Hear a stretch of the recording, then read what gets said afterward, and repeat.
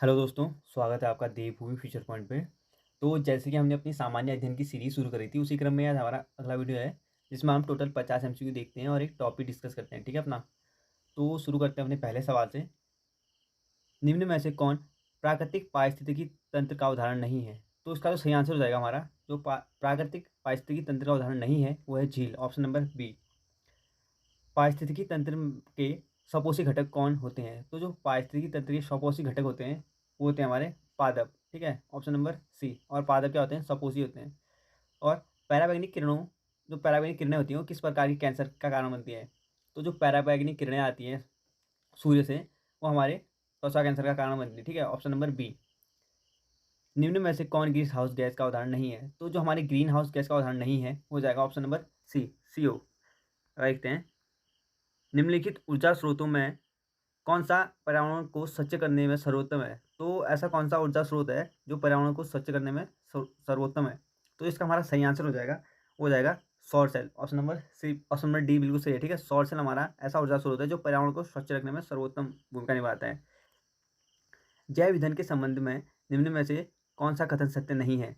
तो जो हमारे जैव ईंधन के संबंध में कथन सत्य नहीं है, जैव ईंधन लागत प्रभावी होता है, ये बिल्कुल असत्य है, ठीक है, यह सत्य नहीं है।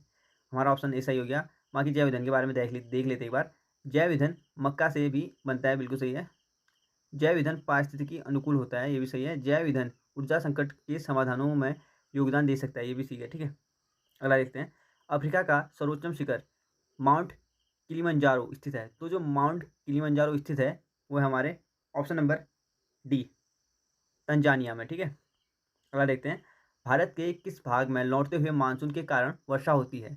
तो जो हमारा भारत का तमिलनाडु भाग है ना, वहाँ पे क्या होती है, लौटते हुए, यानी इसका जो सही आंसर हो गया ऑप्शन नंबर सी, ठीक है। तमिलनाडु जो एरिया है, वहाँ पे क्या होता है, लौटते हुए मानसून से वर्षा होती है, ठीक है, ऑप्शन नंबर सी बिल्कुल सही है। अगला देखते हैं, निम्नलिखित में कौन हॉर्न ऑफ अफ्रीका के अंतर्गत नहीं आता है? तो जो हॉर्न ऑफ अफ्रीका के अंदर नहीं आता है, वो जो हमारा ऑप्शन नंबर डी, बरमुंडा, ठीक है। काजू की खेती के लिए कौन सी मिट्टी सर्वाधिक प्रयुक्त होती है? तो जो काजू की जो खेती होती है, उसके लिए सर्वाधिक जो उपयुक्त जो मिट्टी है, वो है लेटराइट मिट्टी, ऑप्शन नंबर सी। राष्ट्रीय जल संसाधन परिषद का गठन कब किया गया था? तो जो राष्ट्रीय जल संसाधन परिषद का जो गठन किया गया था, वो किया गया था 1983, बिल्कुल सही है, ऑप्शन नंबर सी बिल्कुल सही है। अगला देखते हैं, भारत के भारत में कर्मचारी बीमा, जो कर्मचारी होता है, उसके राज्य बीमा योजना की शुरुआत कब की गई थी? तो भारत में कर्मचारी राज्य बीमा योजना की शुरुआत जो की गई थी, वो की गई थी 1952 में, ठीक है, ऑप्शन नंबर बी बिल्कुल सही है, 1952। दिए गए विकल्पों में से सेवा क्षेत्र भी कहा जाता है, तो नीचे विकल्प दिए गए हैं, उसमें से हमें सेवा क्षेत्र किसे कहा जाता है वो देखना है। तो जो हमारा तृतीय क्षेत्र होता है, उसे सेवा क्षेत्र कहा जाता है, ठीक है, ऑप्शन नंबर सी। वास्तविक सकल घरेलू उत्पाद को किस पर मापा जाता है? तो जो वास्तविक सकल घरेलू उत्पाद है, उसको हम मापेंगे ऑप्शन नंबर डी, ठीक है, स्थिर दाम पे मापेंगे। वास्तविक सकल घरेलू उत्पाद को स्थिर दाम पर मापा जाता है। अगला देख लेते हैं, निम्नलिखित में किसे धन के निष्कासन को अनिष्टों का निष्ठ, यानी जो धन का निष्कासन का जो सिद्धांत दिया था, उसमें अनिष्टों का निष्ठ कहा था, तो ये किसने कहा था? तो ये थे हमारे दादा भाई नौरोजी, ठीक है, ऑप्शन नंबर सी बिल्कुल सही है। और धन के निष्कासन का सिद्धांत भी दादा भाई नौरोजी ने दिया था। राष्ट्रीय आय है, तो जो राष्ट्रीय आय है, उसका सिलेक्ट करना है, तो ये पहला ऑप्शन सही है, NNP बराबर अप्रत्यक्ष कर प्लस इमदाद, ऑप्शन नंबर ए बिल्कुल सही, ठीक है। समान कार्य के लिए समान वेतन भारतीय संविधान में निम्न में से किसमें सुनिश्चित किया गया है? तो जो हमारे समान कार्य के लिए समान वेतन भारतीय संविधान में सुनिश्चित किया गया है, वो किया गया हमारे ऑप्शन नंबर बी पे, यानी राज्य के नीति निर्देशक तत्व पे, ठीक है। अगला देखते हैं, निम्नलिखित में से किसको अपने कर्तव्यों के पालन के लिए भारत के जो राज्य क्षेत्र में सभी न्यायालयों में सुनवाई करने का अधिकार है? तो अपने कर्तव्यों के पालन के लिए सभी न्यायालयों में जो सुनवाई करने का अधिकार है, वो हो जाएगा हमारा ऑप्शन नंबर ए, महान्यायवादी को, ठीक है, ऑप्शन नंबर ए बिल्कुल सही है। महान्यायवादी को भारत के सभी जो न्यायालय हैं, वहाँ पे सुनवाई करने का अधिकार है। अगला देखते हैं, निम्न में से किस संविधान संशोधन द्वारा लोकसभा तथा विधानसभा की जो सीट होती है, उनकी जो संख्या 2026 तक, उनकी संख्या में कोई भी परिवर्तन करने का प्रावधान नहीं है? ये किस संविधान संशोधन से किया गया है, वो बताना है। तो जो हमारा संविधान संशोधन इसमें देखना है, वो हो जाएगा हमारा 84वां संविधान संशोधन, ठीक है। जो 84वां संविधान संशोधन है, उसमें यह बताया गया है कि 2026 तक लोकसभा और विधानसभा की सीटों में कोई भी परिवर्तन नहीं होगा, ठीक है। संविधान के किस अनुच्छेद के अंतर्गत संघ की कार्यपालिका संबंधी जो शक्ति हैं वो राष्ट्रपति में निहित है? तो जो संविधान का ऐसा कौन सा अनुच्छेद है जिसमें जो संघ की जो कार्यपालिका है ना, उसकी जो शक्तियाँ राष्ट्रपति में निहित होती हैं? तो इसका जो सही आंसर हो जाएगा ऑप्शन नंबर बी, अनुच्छेद 53 में निहित है। ठीक है, अगला देखते हैं। एक वर्ष में कम से कम कितनी बार संसद की बैठक होना अनिवार्य या आवश्यक है? तो एक वर्ष में संसद की जो बैठक होना अनिवार्य है वो है 2 बार। ठीक है, ऑप्शन नंबर बी बिल्कुल सही है। भारत में एक नया राज्य सृजित करने वाला विधेयक को पारित होना अनिवार्य है। तो भारत में जब हम कोई नया राज्य बनाना चाहते हैं तो उसके विधेयक को पारित होने के लिए क्या अनिवार्य है वो देखना है। तो इसका जो सही आंसर हो जाएगा संसद की साधारण बहुमत। ठीक है, अगर संसद में जब बहुमत मिल जाएगा कि हमारा राज्य बनना चाहिए करके, तो तब हमारा क्या बनेगा, राज्य बन सकता है। ठीक है, यानी संसद में साधारणतः जो बहुमत द्वारा राज्य बनेगा। ऑप्शन नंबर बी बिल्कुल सही है। भारत में पंचायती राज व्यवस्था का शिल्पी किसे कहा जाता है? तो जो भारत में पंचायती राज व्यवस्था का जो शिल्पी कहा जाता है वो कहा जाता है वी.आर. मेहता को। Option number C. निम्न में से किस अधिनियम द्वारा अप्रत्यक्ष चुनाव प्रणाली की शुरुआत हुई? तो जो अप्रत्यक्ष चुनाव प्रणाली की जो शुरुआत हुई थी वो हुई थी 1892 ईस्वी का भारत परिषद अधिनियम। ठीक, ऑप्शन नंबर बी बिल्कुल सही है। लिखित संविधान की अवधारणा किस देश ने देन है? तो जो लिखित संविधान की अवधारणा है वो हो जाएगी हमारे फ्रांस की देन। ठीक है, ऑप्शन नंबर डी। उड़ीसा में कोकाण मंदिर है उसके निर्माण किसने करवाया था? तो जो उड़ीसा का कोकाण मंदिर है उसका जो निर्माण करवाया था वो करवाया था हमारे राज प्रथम ने। ठीक है, ऑप्शन नंबर सी। सल्तनत काल में सबसे जो बड़ा साम्राज्य था वो किसका था? ठीक है, तो जो सल्तनत काल में जो सबसे बड़ा जो साम्राज्य था वो था मोहम्मद बिन तुगलक का। ठीक है, सल्तनत काल में गैर मुसलमानों में से लिया जाने वाला धार्मिक कर क्या कहलाता था? तो जो सल्तनत काल में जो गैर मुसलमानों से जो धार्मिक कर के रूप में लिया जाता था वो लिया जाता था हमारा जजिया कर। ठीक है, ऑप्शन नंबर डी। गैर मुसलमानों या अगर यहाँ पे हिंदू आएगा तो वो भी सही होगा। ठीक है, तो ये था जजिया कर। अगर देखते हैं शाहजहां के शासनकाल में आए विदेशी यात्रियों पर विचार कीजिए। तो जो शाहजहां के काल में जो विदेशी यात्री आए थे उन पर विचार करना है। ठीक है, तो देख लेते हैं इसको। तो इसका जो सही आंसर होगा हमारा बारबोस। ठीक है, बारबोस आए थे शाहजहां के शासनकाल में। तो इसका जो सही आंसर बनेगा हमारा ऑप्शन नंबर सी, केवल 4। निम्नलिखित किस शासक का उल्लेख राज बेटकर यानी हथियारों का शिकारी के रूप में किया जाता है? तो राज बेटकर का जो मतलब है वो हथियारों का शिकारी है। ठीक है, तो किसका उल्लेख इसके रूप में किया जाता है?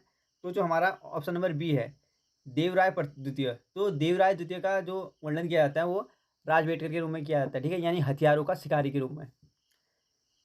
गिरनार अभिलेख निम्न में से किस शासक से संबंधित है? तो जो गिरनार अभिलेख संबंधित है हमारा वो है रुद्रदामन से। ऑप्शन नंबर सी बिल्कुल सही है। अगला देखते हैं।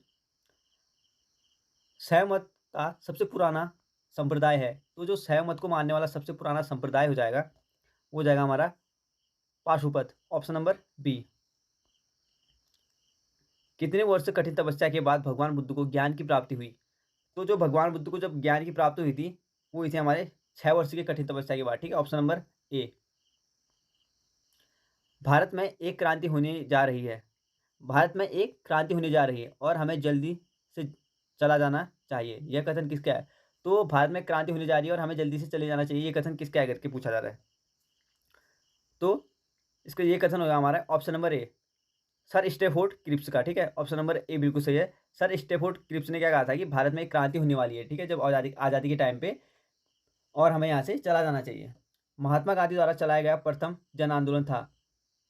इंपॉर्टेंट है, बहुत से एग्जाम में पूछा जा चुका है। ठीक है, तो पहला जो जन आंदोलन था महात्मा गांधी द्वारा चलाया गया वो था असहयोग आंदोलन। ठीक है, ऑप्शन नंबर बी बिल्कुल सही है। अगला देखते हैं। भारत में मिट्टी बचाओ आंदोलन कहाँ से प्रारंभ हुआ? तो जो भारत में मिट्टी बचाओ आंदोलन प्रारंभ हुआ था वो हुआ था महाराष्ट्र से। Option number 1। अगला देखते हैं। गांव में आयोजित होने वाला भारतीय राष्ट्रीय कांग्रेस का प्रथम अधिवेशन था। तो भारतीय राष्ट्रीय कांग्रेस का जो अधिवेशन हुआ था गांव में वो कौन सा था? जो 1937 का, यानी 1937 में जो भारतीय राष्ट्रीय कांग्रेस का जो अधिवेशन हुआ था वो गांव में आयोजित हुआ था। ठीक है, ऑप्शन नंबर बी।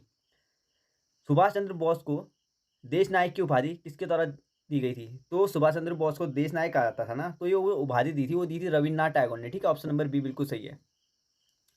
शक्कर के मिश्रण के दौरान कौन सा यौगिक हमेशा बनता है? तो जो शक्कर के मिश्रण के दौरान हमारा यौगिक बनता है वो बनता है ethyl alcohol. Option number B. रक्त कैंसर को नियंत्रित करने में किस समस्थानिक का उपयोग किया जाता है? तो जो रक्त का कैंसर होता है उसको जो नियंत्रित करते हैं, तो उसमें हमारा कोबाल्ट 60 का यूज़ किया जाता है, ठीक है? ऑप्शन नंबर ए। निम्न में से किस प्रकार के कोयले में कार्बन की मात्रा सर्वाधिक होती है? तो ऐसा कौन-सा कोयले का प्रकार है जिसमें कार्बन की जो मात्रा होती है वो सर्वाधिक होती है, ठीक है? तो जो इसका सही आंसर होगा हमारा एंथ्रासाइट कोयला है, ठीक है? Option number D. जो एंथ्रासाइट कोयला होता है ना उसमें कार्बन की मात्रा सबसे ज़्यादा होती है। निम्न में से कौन नाफ्टा NAFTA का सदस्य देश नहीं है? तो जो इसका जो सदस्य देश नहीं हो जाएगा, वो हो जाएगा ऑप्शन नंबर बी, संयुक्त राज्य अमेरिका। निम्नलिखित में कौन-सा रसायन रक्तकोष यानी जो ब्लड बैंक में मिलाकर रखा जाता है? तो जो ब्लड बैंक में जो मिलाकर रखा जाने वाला जो रसायन है, वो हो जाएगा सोडियम नाइट्रेट और डेक्स्ट्रो। तो इसका जो सही आंसर बनेगा ऑप्शन नंबर डी बनेगा, ठीक है? यानी बी और सी दोनों मिलाए जाते हैं रक्तकोष में। निम्नलिखित में कौन हरित गृह गैस नहीं है? तो जो हरित गृह गैस नहीं है वो जाएगी ऑक्सीजन, ठीक है? ऑप्शन नंबर ए बिल्कुल सही है। ऑक्सीजन हमारी हरित गृह गैस नहीं है। दूरदृष्टि दोष में प्रतिबिंब कहाँ बनता है, कहाँ पर बनता है? तो जो दूरदृष्टि दोष होता है उस पर प्रतिबिंब बनता है हमारा रेटिना के पीछे। ऑप्शन नंबर बी बिल्कुल सही है। 46 देख लेते हैं। भू स्थिर उपग्रह के संबंध में निम्न में से कौन सा कथन सत्य है? तो जो भू स्थिर उपग्रह के संबंध में कौन सा कथन सत्य है उसको देखना है। यह एक स्थिर ऊंचाई पर घूमता है। ऑप्शन नंबर डी बिल्कुल सही हो जाएगा, ठीक है? जो भू स्थिर उपग्रह के संबंध में सही कथन है वो है ये क्या है, स्थिर ऊंचाई पर घूमता है हमारा। अगला देखते हैं। यदि कोई वस्तु वृत्तीय पथ पर एक समान दौड़ से चलती है, इसका सीधे सीधे पता चल रहा है जब कोई वस्तु एक समान चाल से चलती है तो उसकी गति को एक समान वृत्तीय गति कहा जाता है, ठीक है? यानी जब कोई वस्तु हमारे वृत्तीय पथ पर चलेगी और एक समान चाल से चलेगी ना, तो उसकी जो गति होगी उसको एक समान वृत्तीय गति कहेंगे। ऑप्शन नंबर डी बिल्कुल सही है। अगला देखते हैं। किसी वस्तु का समतल दर्पण द्वारा बनने वाला जो प्रतिबिंब होता है वो कैसा होता है? तो किसी वस्तु का देखा है तो समतल दर्पण के द्वारा जो प्रतिबिंब बनेगा ना, वो कैसा होगा? वो होगा हमारा ऑप्शन नंबर सी बिल्कुल सही है, ठीक है? पार्श्व तथा उल्टा। Option number C. जल विद्युत का उत्पादन निम्न में से किस सिद्धांत पर कार्य करता है? तो जल विद्युत का उत्पादन जो ऑप्शन दिए नीचे और बताना है कि कौन से सिद्धांत पे कार्य करता है। तो इसका जो सही आंसर हो जाएगा गुरुत्वीय स्थिति ऊर्जा पे, ठीक है? इस पे जब हम वहाँ रोकते हैं तो वहाँ पे गुरुत्वीय स्थिति ऊर्जा होती है, ठीक है? ऑप्शन नंबर ए बिल्कुल सही है। और ऊर्जा संरक्षण सिद्धांत पे, तो हमारा इसका जो सही आंसर हो जाएगा वो हो जाएगा गुरुत्वीय स्थिति ऊर्जा और ऊर्जा संरक्षण सिद्धांत, यानी 1 और 2 बिल्कुल सही है। यानी इसका जो आंसर बनेगा ऑप्शन नंबर ए, ठीक है? 1 और 2। इलेक्ट्रोलाइटिक सेल, जो इलेक्ट्रोलाइटिक सेल होता है ना उसमें ऊर्जा का परिवर्तन करता है। तो इलेक्ट्रोलाइटिक सेल में ऊर्जा का परिवर्तन करता है, तो कौन करता है उसमें ऊर्जा का परिवर्तन? विद्युत ऊर्जा को रासायनिक ऊर्जा में, ठीक है? इलेक्ट्रोलाइटिक सेल विद्युत ऊर्जा को रासायनिक ऊर्जा में क्या करता है? परिवर्तन करता है। आगे देख लेते हैं। तो हमने अपने 50 एमसीक्यू देख लिए हैं, अब टॉपिक की तरफ चलते हैं, ठीक है? भारत एवं यूरोप के बीच नए समुद्री मार्ग की खोज की। तो जो भारत और यूरोप के बीच नए समुद्री मार्ग की जो खोज की थी वो वास्को गामा ने की थी, ठीक है? 17 मई 1498, तो सबको पता होगा कालीकट पे। और जो कालीकट पे उसका स्वागत किया था वो जमोरिन ने किया था, ठीक है? अगर देखते हैं। भारत में प्रथम पुर्तगाली जो वायसराय बना था, तो जो पहला पुर्तगाली वायसराय बना था फ्रांसिस्को द अल्मीडा बना था, ठीक है? और इंपॉर्टेंट सवाल ये बनता है ऐसे कि ब्लू वाटर पॉलिसी किसने लागू की थी? तो नीचे सवाल दिया है, भारत में ब्लू वाटर जो पॉलिसी लागू किया था वो फ्रांसिस्को द अल्मीडा ने किया था, इसलिए इंपॉर्टेंट है। फ्रांसिस्को द अल्बुकर्क ने किससे गोवा को जीता था? तो सॉरी, अल्फासो द अल्बुकर्क ने किससे गोवा को किससे जीता था? तो गोवा को इसने जीता था यूसुफ आदिल शाह से, ठीक है? 1510 में। और इन्होंने गोवा को सबसे आखिरी में छोड़ा था। अगला देखते हैं। पुर्तगालियों ने अपनी पहली जो व्यापारिक कोठी थी वो कहाँ खोली थी? तो कोचीन में खोली थी, ठीक है? इसको हम पीके करके याद कर सकते हैं। पी से पुर्तगाली और के से कोचीन, ठीक है? अगला देखते हैं। डचों ने अपनी पहली व्यापारिक कोठी खोली थी, तो डचों ने अपनी पहली जो व्यापारिक कोठी खोली थी वो मसूलीपट्टनम में खोली थी। जहांगीर द्वारा अंग्रेजों को भारत में व्यापारिक कोठी खोलने की इजाज़त दी गई। तो जहांगीर ने जो अंग्रेजों को व्यापारिक कोठी खोलने की जो इजाज़त दी थी वो कहाँ दी थी? सूरत में। डचों एवं अंग्रेजों के मध्य वेदरा का युद्ध हुआ था, तो वेदरा का युद्ध किस किस के बीच हुआ था? इंपॉर्टेंट है, डच और अंग्रेजों के बीच, ठीक है? 1759 में, 1759। फ्रांसिस्को जो फ्रांसीसी थे और अंग्रेज थे उनके मध्य जो वांडीवास का युद्ध हुआ था ना 1760 में, इंपॉर्टेंट है। अगला देख लेते हैं। मुगल दरबार में आने वाला पहला अंग्रेज था। तो जो मुगल दरबार में पहला अंग्रेज आया था वो था कैप्टन हॉकिंस, ठीक है, 1609 में आया था। और ये क्या लेके आया था, तो ये जो मुगल दरबार में आया था तो ये किस लिए आया था, इसको अगर आपको याद है तो बताइए किस लिए आया था, कमेंट करके। गोलकुंडा में सुल्तानों द्वारा अंग्रेजों को सुनहरा फरमान जारी किया गया। तो जो गोलकुंडा में सुल्तानों द्वारा जो अंग्रेजों को सुनहरा फरमान जारी किया गया था ना, कि इतना हम आपको इतने टाइम के पीरियड के बाद इतने पैसे देंगे करके, तो वो कब किया गया था, 1632 में। सर टॉमस रो जहांगीर के दरबार में आया था। तो जो सर टॉमस रो थे वो जहांगीर के दरबार में कब आए थे, 1615 में। पुर्तगालियों ने चार्ल्स द्वितीय को मुंबई दहेज में दिया था। तो जो पुर्तगालियों ने चार्ल्स द्वितीय को जो मुंबई दहेज में दिया था वो दिया था 1661 में। चार्ल्स द्वितीय ने मुंबई को 10 पाउंड के वार्षिक किराए पर ईस्ट इंडिया कंपनी को दिया था, ठीक है। तो चार्ल्स द्वितीय ने जो 10 पाउंड के लिए क्या दिया था, मुंबई को किराए में दे दिया था, किसको, ईस्ट इंडिया कंपनी को, ठीक है, 1668 में। 1661 में इसको दहेज में मिला और 1668 में क्या किया इसने, उस पर किराए में दे दिया, ठीक है, 10 पाउंड पे, 10 पाउंड वार्षिक पे। विदेशी कंपनियां और स्थापना देख लेते हैं उनकी। पुर्तगाली ईस्ट इंडिया कंपनी। तो जो ईस्ट इंडिया कंपनी है पुर्तगाली, वो आई थी 1498 में, ठीक है, और वास्को डी गामा के टाइम पीरियड पे। और जो थी अंग्रेजी ईस्ट इंडिया कंपनी, तो शायद सबको ही पता होगा, 1600 में। डच ईस्ट इंडिया कंपनी, तो इनको ऐसे याद करते हैं, पुर्तगाली, अंग्रेज और डच देखेंगे तो 1498, उसके बाद 1600 में अंग्रेज ईस्ट इंडिया कंपनी आई थी, ये तो पता ही होगा, और उसके 2 साल बाद आई थी डच ईस्ट इंडिया कंपनी, ठीक है। उसके बाद डेनिश ईस्ट इंडिया कंपनी, जो डेनिश ईस्ट इंडिया कंपनी आई थी 1616 में आई थी। फ्रांसीसी ईस्ट इंडिया कंपनी आई थी तो फ्रांसीसी ईस्ट इंडिया कंपनी आई थी 1664 में। प्रथम कर्नाटक युद्ध ये हुआ था 1746 से लेके 1748 में, ठीक है। और दूसरा जो कर्नाटक युद्ध हुआ था 1749 से 1754 में। और तीसरा जो कर्नाटक युद्ध हुआ था 1756 में, 1756 से 1761 में, ठीक है। तो ये किस किस संधियों पे खत्म हुई थी वो देख लेते हैं। जो पहला कर्नाटक युद्ध हुआ था 1748 में समाप्त हुआ था, ठीक है, 1746 से। तो जो 1748 में हुई थी, एला सापल की संधि हुई थी, ठीक है। एला सापल की संधि से क्या हुआ था, ये युद्ध समाप्त हुआ था, पहला कर्नाटक युद्ध। तो जो दूसरा कर्नाटक युद्ध हुआ था वो 1749 से 1754 हुआ था, और पांडिचेरी की संधि से क्या हुआ था, समाप्त हुआ था।